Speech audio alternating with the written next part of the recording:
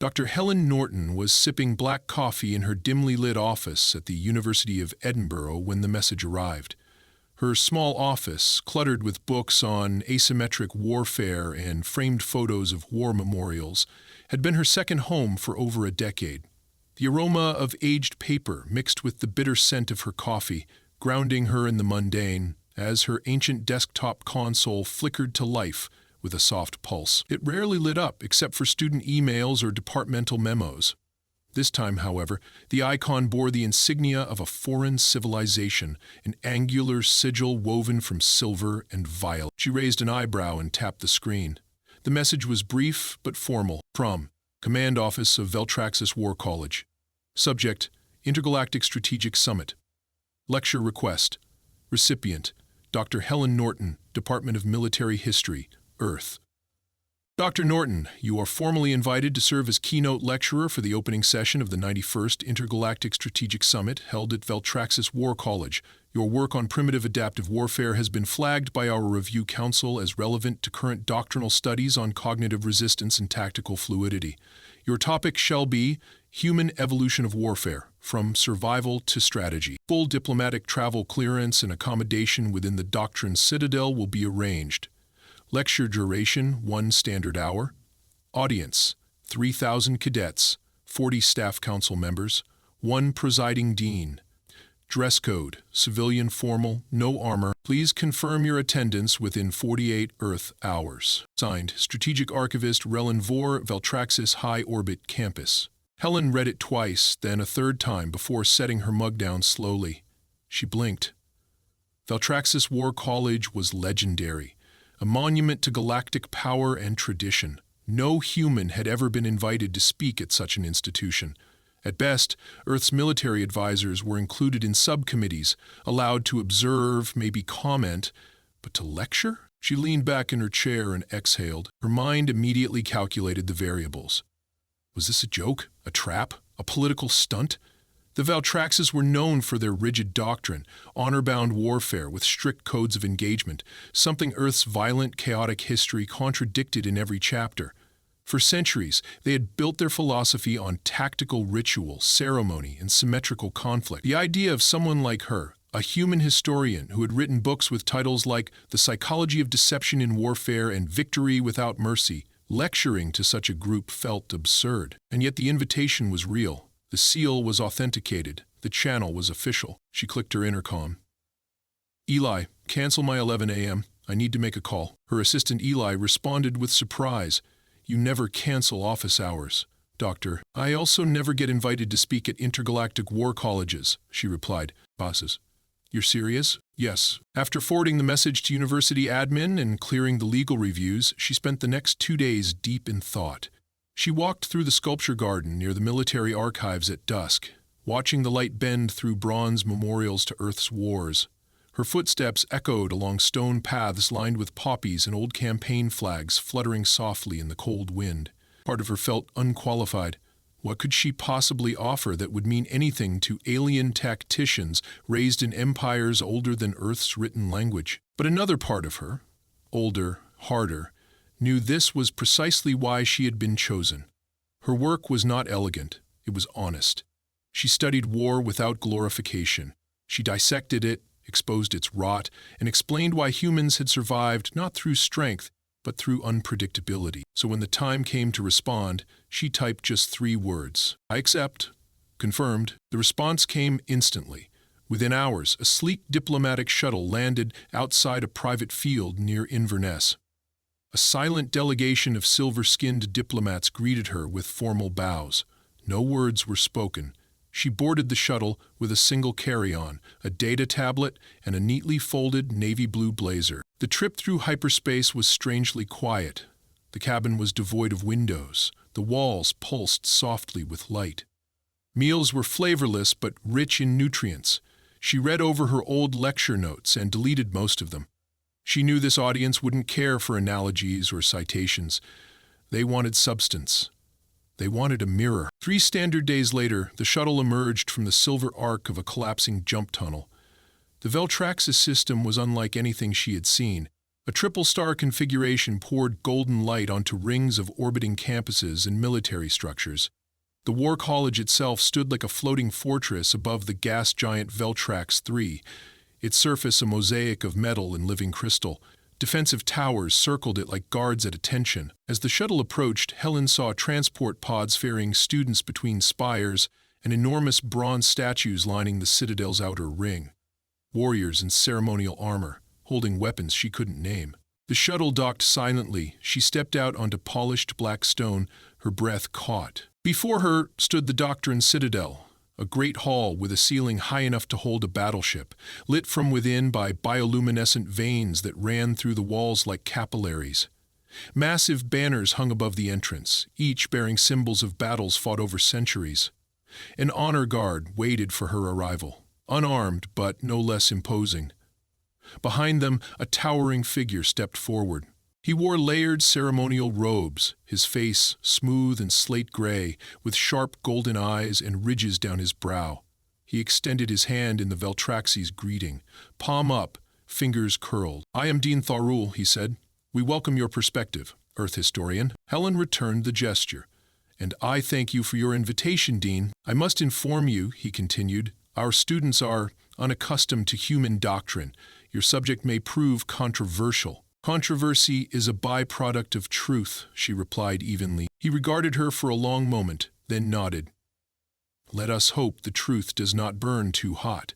He led her through echoing halls into the council chamber, a wide, tiered amphitheater filled with alien cadets, each seated in perfect symmetry. No noise, no fidgeting, just waiting. She was shown to the central platform. The time had come. Helen Norton adjusted her blazer, looked up at thousands of unreadable faces, and took a breath. "Good evening," she began, and the War College held its breath. The silence inside the council chamber was so profound that Helen could hear the soft click of her own boots against the polished floor as she walked toward the center dais. Every seat in the enormous amphitheater was filled, yet no one moved, no one whispered. 1,000 cadets and nearly 50 faculty members sat in tiered formation, their posture unyielding, their uniforms immaculate, scales of silver, copper, or deep indigo woven with ceremonial sigils representing their origin systems. Above them, high in the shadows of the vaulted dome, hovered a surveillance ring of drones, recording everything. She stood at the very center of it all, framed by a sphere of cold light that descended from above. The light was not warm or theatrical. It was clinical. It reminded her of interrogation rooms she had studied in classified archives, designed to expose, to strip away distraction. Her pulse quickened. Dean Tharul had not joined her on the platform. He now sat on the high platform directly across from her, elevated behind an obsidian lectern with the War College's crest engraved in precious metal. His eyes, golden and unreadable, watched her in stillness.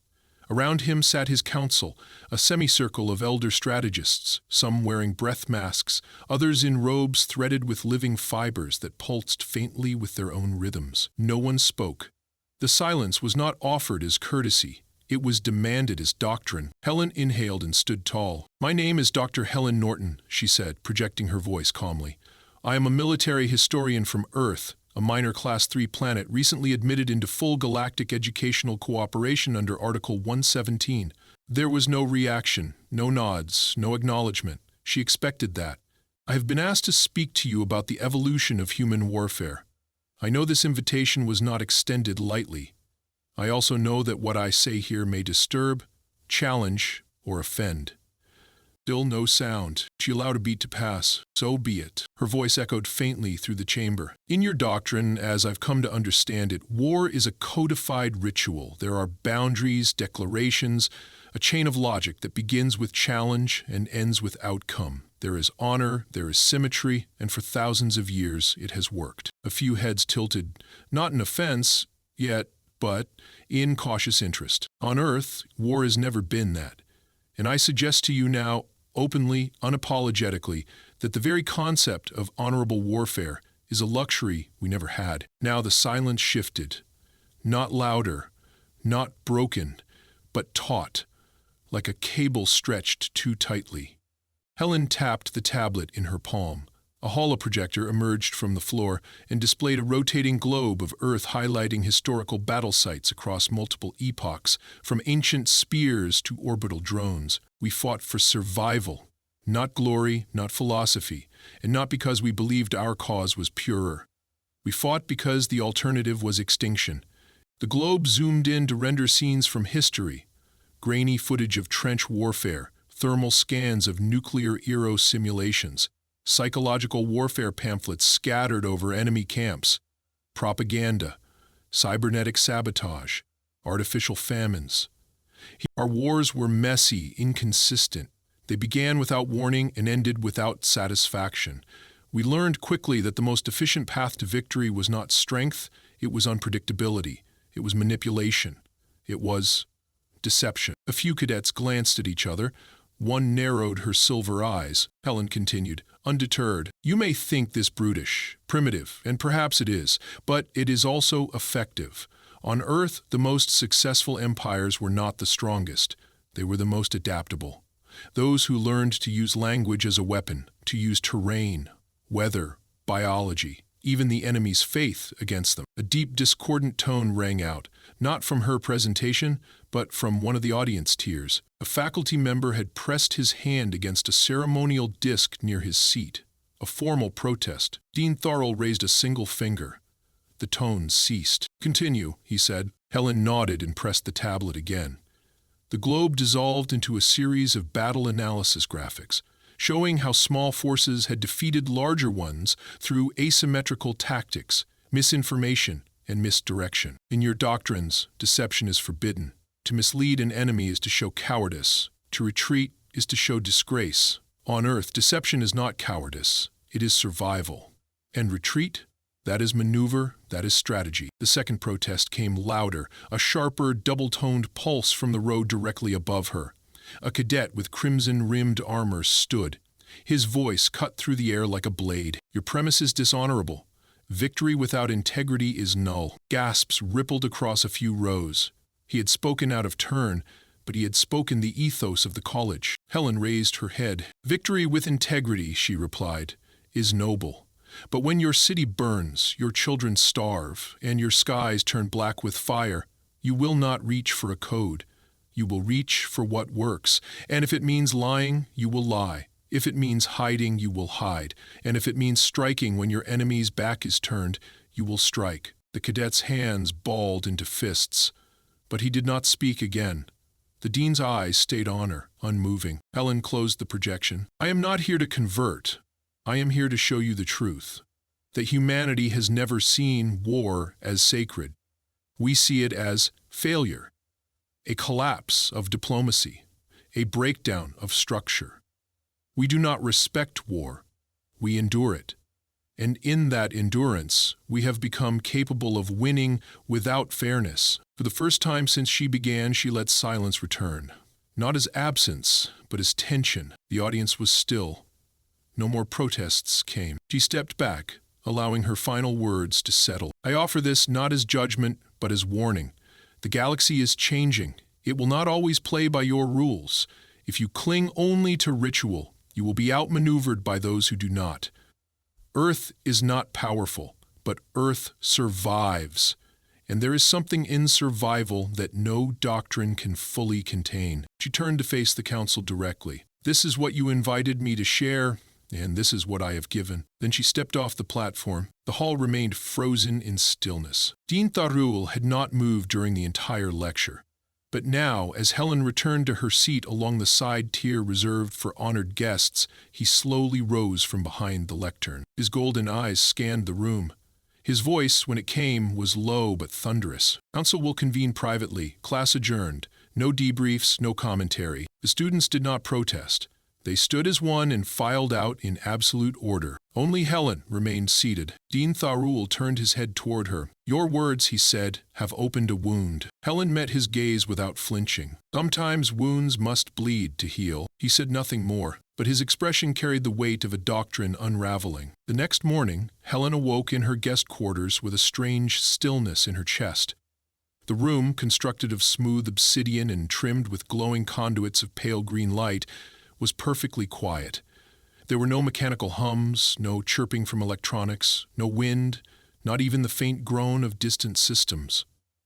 The Citadel was designed to eliminate distraction, every angle, every fixture, engineered for mental clarity and discipline. But all Helen felt was weight. She sat upright on the edge of the bed, brushing a hand through her tangled hair. The evening before had passed in a fog. No one had spoken to her after the lecture. No questions, no challenges, no dinner invitations. A silence of containment, not courtesy. She had walked back to her quarters alone through the glowing halls, her footsteps the only sound. Guards at intersections had watched her pass without motion. She wasn't a guest anymore. She was something else now. Something that disturbed the atmosphere. Still, she had been asked to stay for a second session. It was listed as an informal follow-up but scheduled to take place in the internal doctrine hall, a chamber usually reserved for cross-council strategic review. That alone told her the faculty wanted to hear more. Not cadets. Commander. She dressed in the same navy blazer, the only formal clothing she had brought, and tied her hair into a low bun. She left behind her tablet. If she was going to challenge them further, she would do so with words, not slides. When she stepped into the hall, she noticed immediately that the space was smaller, but far more ornate. The seats were fewer, but they surrounded her in a full circle, elevated in a way that made her feel like a subject beneath judicial review. The walls shimmered with embedded memories, archival lightscapes of past battles, encoded into crystalline threads. Dozens of ancient campaigns from dozens of alien worlds flickered across the walls, each preserved as history and performance. The audience was no longer cadets. Every face was older, hardened. These were generals, philosophers of war, instructors who had trained generations. Helen recognized a few of them from her research. Veltraxis figures who had commanded planetary sieges, orbital tactics divisions, and diplomatic disarmament councils. All wore robes with gold thread collars. Dean Tharul stood to address them. "She has spoken to the cadets," he said, not looking at her. "Now let her speak to the stewards of doctrine. We must hear not only the noise, but the reason beneath it." Helen stepped forward onto a much smaller platform at the center. "I won't repeat yesterday," she began. "You already know what I believe, that your doctrine is noble but fragile, beautiful but obsolete.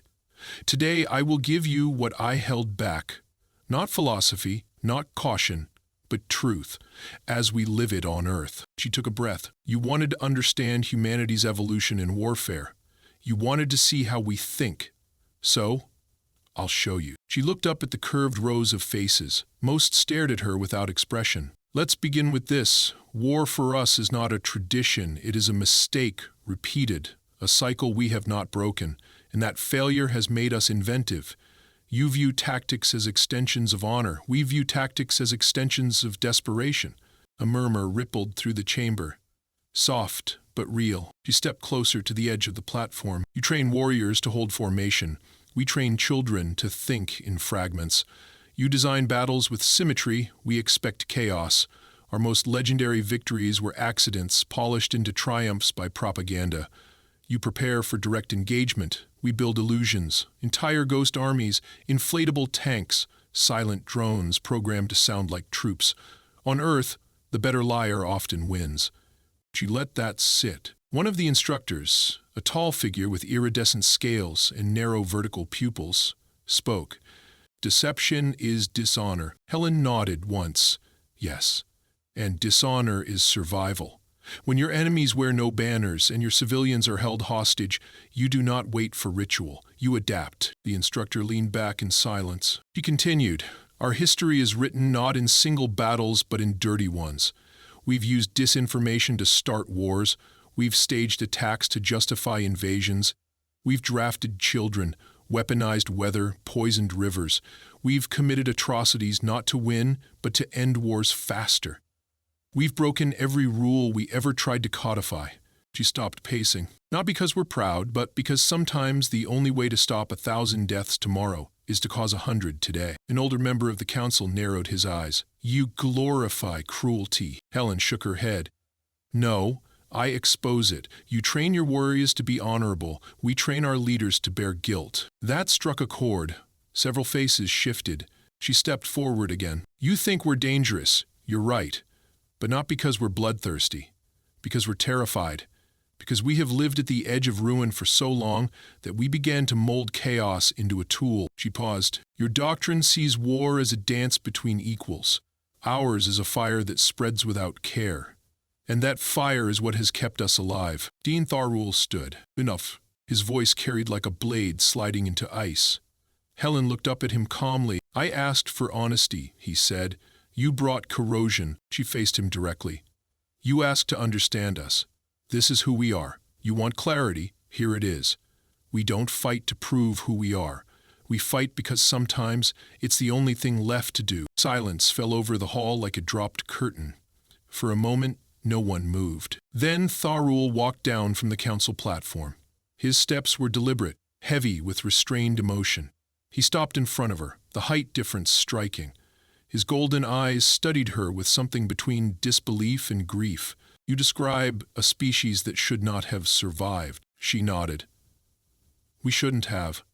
But we did. He looked away for the first time. The hall remained still as he turned to address the council. I have led this college for 200 cycles, he said. I have instructed generations on the philosophy of honor, on the science of balanced war, and now I must consider the possibility that I have prepared them not for battle, but for extinction. No one interrupted. He turned back to Helen. I do not want this to be true. She met his gaze. Neither do I, but wanting doesn't change the truth. He nodded once, almost imperceptibly. Then he stepped aside and left the platform. Slowly, with no further words, he exited the hall. Helen stood alone beneath the dome, her heart pounding. She had just shattered the foundation of the most revered war institution in the galaxy. And for the first time, she wondered what the galaxy would build in its place. Helen remained standing long after Dean Tharul had left the chamber. The absence of his presence rang louder than any condemnation could have. She wasn't sure if she had just committed career suicide on a galactic stage or triggered the kind of transformation no institution could reverse. The senior strategists seated around her didn't speak. Some stared blankly ahead. A few lowered their eyes. One or two sat utterly still, blinking in rapid succession, as if buffering a new reality. Then, without a single word, they began to rise from their seats one by one. They did not bow, they did not nod, they simply left. Some walked briskly, others paused at the exit as if expecting someone to call them back. No one did. Helen watched the great chamber empty in silence until the doors sealed with a low sigh, and she was alone under the projection dome, her own breathing loud in the stillness. When she returned to her quarters, a message was waiting on her wall console. A soft chime pulsed below the glowing message symbol, administrative lockdown in effect. Remain in designated quarters. No explanation. No accompanying statement. The door locked behind her without a sound. She walked to the wide window cut into the outer wall and looked beyond the floating towers of the citadel. The gas giant Veltrax III spun slowly below, its massive atmosphere streaked in crimson and gray. Fleets of transport pods moved in careful geometric formations between dormitories, command towers, and docking rings. But none came near her wing. She was being quarantined. Not for health, for disturbance. She sat on the edge of the bed and waited. 2 hours passed. Then 3. No meals were delivered, no one called. Only after night had fallen across the citadel, its floating rings dimmed and its walkways veined in pulsing green navigation lights, did her console blink again. The new message bore a different tone. Dr. Norton, you are requested in the convocation hall, immediate compliance. The doors opened without her touching them. She followed the silent light strips that guided her steps across empty halls. The air felt heavier. The silence wasn't elegant now. It was wounded. When she reached the convocation hall, she expected a disciplinary tribunal. Instead, she found an audience already assembled. Not just instructors, students. Hundreds of cadets filled the arena. The seating was less formal than the doctrine chamber, but the tension in the air was unmistakable. Cadets in deep blue armor, copper-trimmed robes, and strategic insignia sat in tight clusters. Some sat straight-backed, others leaned forward, restless. A few whispered, exchanging sharp glances and muted words. At the center stood a woman, tall, broad-shouldered, and framed in battle robes that shimmered with violet threading. Her head bore no hair or ornament, and her copper skin seemed etched with faded combat scars. Her voice cut through the hall the moment Helen stepped into view. "She is the one who questioned our spine," the woman said. "Let her stand and see the damage." Helen walked to the center platform without being guided. The woman introduced herself without ceremony. "I am Commander Sarah Veck, Chair of Cadet Operations." Helen gave a slight nod. "Dr. Helen Norton, human." "I know what you are," Sarah said, "and I know what you have done. Our students have broken ranks. Half have submitted formal complaints to our Doctrine Council. A third have called for your expulsion. And yet a growing number have requested transfer to an unsanctioned branch, something that doesn't yet exist, something you have named through implication." Helen stood quietly. Sarah pointed to the crowd. "Speak to them. Tell them what you want them to be. You've already torn down our creed. Now build something." The challenge landed like a slap. Helen inhaled slowly and stepped onto the raised platform. She let her gaze pass across the rows of students. Some glared, some leaned back. Some watched her as if standing on the edge of something they couldn't yet name. She lifted her chin. "I don't want you to be anything but prepared," she said. "You were born into a system that taught you war is balance, that victory has rules, that honor guides outcome. I will not tell you to discard that, but I will tell you this. It will not protect you." A low murmur rippled through the front rows. "There are enemies beyond this system who will not wait for formality, who will not meet you on open ground, who will feed you false peace and strike through children, who will speak your language better than you do, wear your emblems, and stand beside you until your defenses are open." A cadet stood near the second tier. His robes were singed, evidence of practical combat exercises. He raised a clenched fist. "Then what should we become? Deceivers? Savages? Earthlings?" Helen stepped closer. "No," she said. "You should become survivors. You should become thinkers. You should know your enemy better than your scriptures. You should study every failure in your archives not as betrayal, but as instruction." He held her gaze for a long second before sitting down. Another cadet rose. She looked younger, her armor plates half polished. "Why would we follow your way when it shames our ancestors?" Helen's voice dropped, slow and deliberate. "Because your ancestors, like mine, could not see what's coming. You think you have time. You don't. The enemy evolves faster than your pride." The audience went still. Sarah Veck folded her arms but did not interrupt. Her expression had hardened, but her eyes narrowed with thought. Helen continued, "I will not give you a new doctrine. I will not give you Earth's flag. But I will give you permission to question, to adapt, and to reject the illusion that war will ever again be predictable." To let the silence grow. "This is not heresy, this is preparation. And if you understand nothing else I say, understand this. Your enemy already knows what you are taught." For several long seconds, no one spoke. Then someone clapped. One clapped, another joined, and several more. It wasn't thunderous, it wasn't triumphant, but it was undeniable. Sarah Veck turned her head and raised a single hand. The clapping stopped. "She has changed the battlefield," Sarah said aloud, addressing her cadets. "But it is you who will decide if the change holds. For now, she will leave the Citadel. Not as prisoner, not as traitor, as catalyst." Helen blinked. "You're sending me away?" Sarah nodded.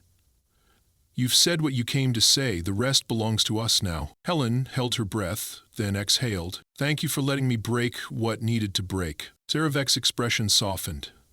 "Breakage is the first step toward reforging." Without ceremony, the room dispersed. Cadets filed out in thoughtful clusters. Some avoided her gaze. Some looked at her like a shadow they weren't ready to follow. But others met her eyes, and in those eyes she saw something familiar. Uncertainty, yes, but also fire, and perhaps that was enough. Helen left the Citadel the next morning under private escort. No public departure, no honors. But the message had been delivered. She had not offered a revolution. She had simply removed the blindfold. And from what she saw in their faces, that was enough to start one. The transport vessel that carried Helen away from the Citadel was sleek, silent, and crewed by two expressionless officers who did not speak to her during the flight. She sat by a small viewport, watching the starfield slowly bend as the ship moved into a departure corridor above Veltrax 3. The citadel grew smaller behind her, its majestic rings and crystalline towers shrinking into a silhouette against the churning gas giant. No message accompanied her return, no official debrief, no thank you. But Helen knew she had not been forgotten. Silence in institutions like that was not absence, it was incubation. The diplomatic ship dropped her back on Earth 2 days later without delay, descending over the mist-covered hills of northern Scotland. She stepped out onto familiar ground with a single bag in her hand and the scent of damp earth greeting her like a long-lost friend. Her boots sank slightly into the mud as she made her way toward the dark stone path that led back to the university's secure wing. No press greeted her, no headlines announced her return. The galaxy had not turned its eyes toward Earth, but within that distant war college, something had shifted. She returned to her office, unchanged in her absence. The desk still bore the coffee mug she had left behind, stained along the rim. Her books remained stacked with obsessive precision. The photo of her late mentor still stood at the corner, watching her silently. She sat in the old leather chair, unlocked her terminal, and waited to feel the disorientation of reintegration. It never came. Instead, her inbox was already full. The first messages were from her university, requests for lectures, guest panel offers, inquiries from the Department of Xenostrategic Ethics. But deeper in the pile were stranger messages, encrypted, embedded in academic citations, laced through supposedly routine transmissions. The first one came from a cadet, a young woman named Elara Rin. Subject: unofficial debrief. Message: I don't know what I believe anymore, but I know I think differently now. That's not weakness, it's movement. Thank you. The next one bore no name, just coordinates. Helen opened a star chart and found it pointed to a backwater system on the edge of Veltrax's space. Not a military base, a listening post. The note attached was simple. Doctrine update simulations underway, unauthorized, unacknowledged, but not forgotten. Another came from an instructor. Anonymous but written in flawless English. You are not dismissed. You are planted, and we are watching what grows. By the end of the week, there were 27 such messages. By the end of the month, there were over 100. Most were short. Some were cryptic. Others bordered on confessions. One message detailed an internal dispute within the War College's Archives Council regarding the inclusion of non-traditional war typologies in future cadet training. Another referred to an unapproved satellite library being built in orbit of a lesser moon. Its content focused on Earth's recorded wars, both ancient and modern. Helen began collecting them in a private archive she named the Splinter Index. Each message was cataloged by sector, origin, and tone. Hopeful, conflicted, defiant. She added no commentary. She made no reply. She knew better than to interfere. She had said what needed to be said, but the movement had begun without her. One morning, as she prepared for a lecture at the university, a courier arrived at her door with no insignia and no identification. He carried a sealed case the length of her forearm. Inside, carefully packed in layered foam, was a ceremonial blade. Veltraxis make, unmistakable. It had no sharp edge. It was a symbol, not a weapon. Etched along its centerline was an inscription in 2 languages. The first was Veltraxis glyph, roughly translating to honor in adjustment. The second was in English. Truth is not betrayal. There was no note.